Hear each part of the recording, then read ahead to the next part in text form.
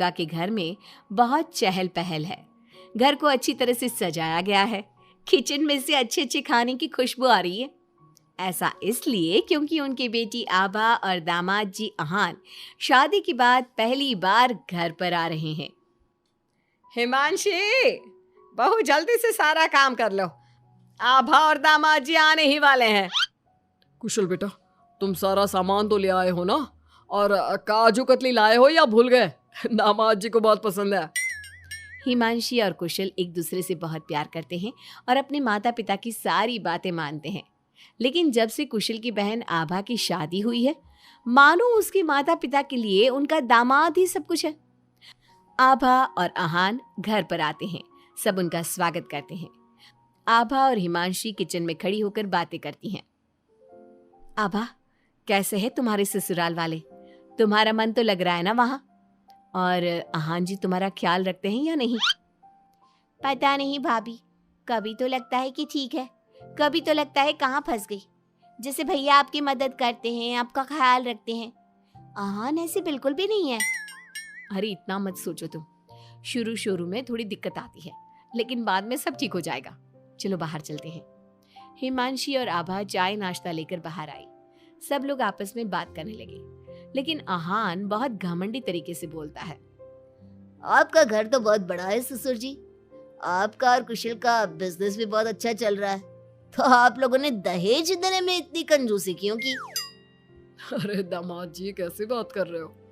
आपके परिवार ने जिस जिस चीज की मांग की थी वो सब हमने आपको दिया है। अगर किसी चीज की फिर भी कमी रह गई है तो बता दीजिए। कुछ चीजें बिना मांगे भी तो दी जा सकती है ससुर जी।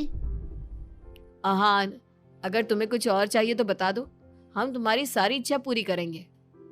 अहान प्लेट से बिस्किट उठाकर बोलता है।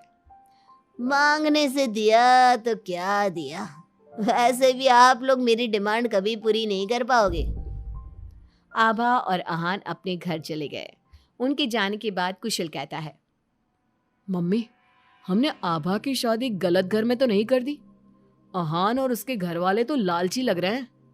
अरे चुप कर तू, दामाद ऐसे ही होते हैं, तेरी तरह नहीं कि तूने अपने ससुराल वालों से कुछ नहीं लिया और हर समय अपनी पत्नी से चिपका रहता है।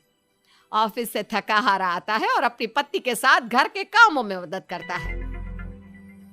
मम्मी, दहेज लेना तो गलत बात है ना, और हमारे पास किस चीज की कमी है?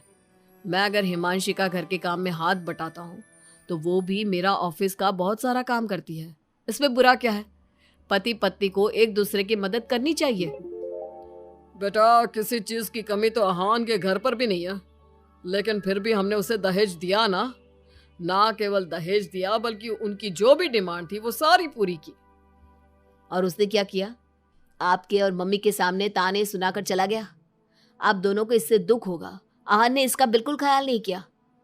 बेचारी आभा का तो चेहरा देखने लायक था। कितनी शर्मिंदा हो रही थी वो अपने पति की बातों से। इस तरह कुशल ने अपने माता पिता को समझाने की खूब कोशिश की, लेकिन उसके माता पिता अहान को ही सपोर्ट करते रहे। और करते भी क्यों ना, हमारे समाज ने दामाद का रुतबा बहुत ऊंचे स्थान पर रखा है, चाहे फिर उनकी सोच कितनी भी नीची क्यों ना हो। इसी तरह से कई दिन बीत गए और एक दिन आभा अपने घर पर रोती हुई आई। अरे आभा, तुम रो क्यों रही हो? और ये तुम्हारे चेहरे पर निशान कैसे?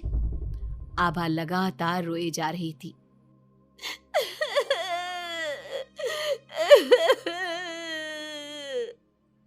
अरे बता मेरी बच्ची, क्या हुआ है तुझे? मत रो इस तरह, मेरा तो दिल बैठा जा रहा है। क्या हुआ है बेटा? हिमांशी और दुर्गा के बार बार पूछने पर आभा ने बताया। मम्मी, मुझे अहान ने बहुत मारा है। क्या? दामाद जी ने तुझ पर हाथ उठाया? लेकिन क्यों? वो रोज शराब पी कर आते हैं और मुझे मारते हैं, लेकिन आज तो उन्होंने हद ही कर दी। क्या अहान जी शराब पीते हैं? ये बात तो उनके घर वालों ने बताई नहीं थी। अरे कौन अपने बच्चों की कमियां बताता है? आने दे तेरे पापा को, वही बात करेंगे अहान और उसके घर वालों से। शाम को जब गिरिराज और कुशल घर पर आए तो उन्हें आभा का चेहरा देखकर बहुत गुस्सा आया, लेकिन वो करते भी क्या? आखिर अहान घर का दामाद है। पर आभा के चेहरे पर चोट के निशान देखकर कुशल से चुप नहीं रहा गया। कुशल ने फोन करके आहान से बात की। आहान, तुम्हारी हिम्मत कैसे हुई मेरी बहन पर हाथ उठाने की? तुम्हारी बहन घर में किसी की बात नहीं सुनती, जो उसके मन में आता है वही करती है। अब तुम ही बताओ, मैं कैसे चुप बैठ सकता हूँ? अगर वो किसी की बात नहीं सुनेगी तो तुम उस पर हाथ उठाओगे? मैं तुम्हारी तरह नहीं कि अपनी पत्नी के पीछे पीछे घूमता रहूं।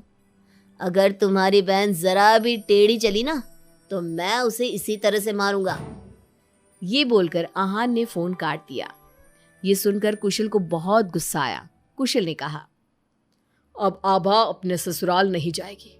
आपने उसकी शादी गलत इंसान से कर दी। वो आदमी आभा के लायक ही नहीं है। अरे पागल हो गया है क्या? अपनी शादीशुदा बहन को घर पर बिठाएगा? लोग क्या कहेंगे? मम्मी, आपको अपनी बेटी की चिंता है या लोगों की? आहान हमारा दामाद है और घर में छोटे मोटे झगड़े तो होते ही रहते हैं। हमें इन बातों पर ध्यान नहीं देना चाहिए। हम आहान के माता पिता से बात करेंगे। आभा को आहान बिल्कुल पसंद नहीं था, लेकिन उसके माता पिता समाज के डर से उसे बार बार आहान के घर पर भेज देते थे। इस बार भी आभा को अपने ससुराल जाना पड़ा। एक दिन हिमांशी की तबीयत खराब हो गई तो उसने घर का काम नहीं किया। तबीयत खराब होने का बहाना बनाकर सुबह से लेटी है।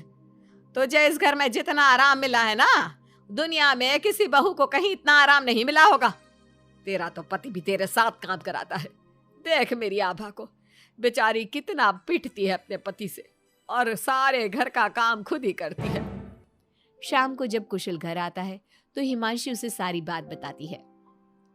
तुम मम्मी की बात का बुरा मत माना करो। मम्मी चाहती है कि मैं उनके निकम्मे दामाद की तरह बन जाऊं, जो अपनी पत्नी की बिल्कुल भी इज्जत नहीं करता। लेकिन मैं ऐसा नहीं बन सकता। कुशल ने हिमांशी का बहुत ख्याल रखा और वो जल्दी ही ठीक हो गई। वहीं आहान आभा के साथ बहुत बुरा बर्ताव करता था। आभा के माता पिता ना तो आभा की बात सुनते और ना ही कुशल की। एक दिन आहान किसी काम के सिलसिले में शहर से बाहर गया हुआ था। वो जिस होटल में रुका था वहां उसे आहान दिखा। अरे ये तो आहान लग रहा है, मगर इसके साथ ये लड़की कौन है? कुशल ने वहां कुछ लोगों से पूछताछ की तो उन्होंने बताया, ये तो अक्सर इस होटल में अलग अलग लड़कियों के साथ आते हैं। लेकिन आप ये सब क्यों पूछ रहे हो? कुशल बिना कुछ बोले वहां से चला जाता है और घर आकर सभी को ये बात बताता है। लेकिन उसके माता पिता को तो इस बात से भी कोई फर्क नहीं पड़ा। अरे बेटा, इस बात को यहीं खत्म कर दो। हम आहान से क्या कह सकते हैं? आखिर वो हमारे घर का दामाद है। बेटा देख, ये बात ना आभा को मत बताना, नहीं तो उसे बहुत बुरा लगेगा। आप दोनों किस मिट्टी के बने हैं? दामाद दामाद कहकर आपने उसे सर पर चढ़ा दिया। मैं आपकी बहू के साथ अच्छा बर्ताव करता हूं तो आप मुझे झोरू का गुलाम कहते हैं। और आहान आपकी बेटी को जानवर की तरह पीटता है, अब तब भी उससे बात करने की हिम्मत नहीं करते। आप लोग बेटे और दामाद में इतना फर्क क्यों करते हो? बेटा, दामाद को तो सर का ताज समझा जाता है। हमेशा से ऐसा ही चलता आया है। अरे हमारे समाज ने ऐसे ही नियम बनाए हैं। चाहे वो आपकी बेटी के साथ कैसा भी बर्ताव करे, उसे जानवरों की तरह मारे पीटे। मम्मी, ये पुराने जमाने की बातें हैं। आजकल कोई पढ़ी लिखी लड़की इतना नहीं पीट रही जितनी हमारी आभा पीट रही है, वो भी सिर्फ आप दोनों की वजह से। मैं आज ही उसके ससुराल जाकर उसे सारी बात बता दूंगा और आखिरी फैसला उसका होगा। कुशल और हिमांशी आभा के पास जाकर उसे आहान की सारी सच्चाई बता देते हैं। आभा अपने भाई के साथ आ जाती है। घर आकर वो अपने पति को तलाक के पेपर भेजती है। हालांकि गिरिराज और दुर्गा अभी भी अपने दामाद के साथ है और तलाक के खिलाफ। उनको अभी भी